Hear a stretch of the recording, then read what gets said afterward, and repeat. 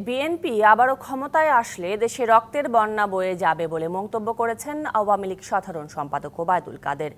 সাহস থাকলে লন্ডনে বসে না থেকে তারেক রহমানকে রাজপথে আসার আহ্বান জানিয়েছেন তিনি। মে দিবস উপলক্ষে রাজধানীর বঙ্গবন্ধু এভিনিউয়ে জাতীয় শ্রমিক লীগ আয়োজিত জনসভায় তিনি এসব কথা বলেন। আর কেন্দ্রীয় নেতারা বলেন, সবসময় কুচক্রীদের চক্রান্তের শিকার হন পোশাক শ্রমিকরা। এ সময় বিভেদ ভুলে দলকে শক্তিশালী করার আহ্বান জানান তারা।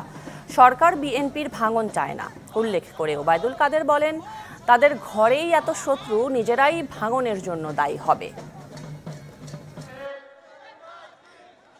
এরা ক্ষমতায় আবার আসতে পারলে বাংলাদেশকে ভাসিয়ে দেবে রক্তস্রোতে।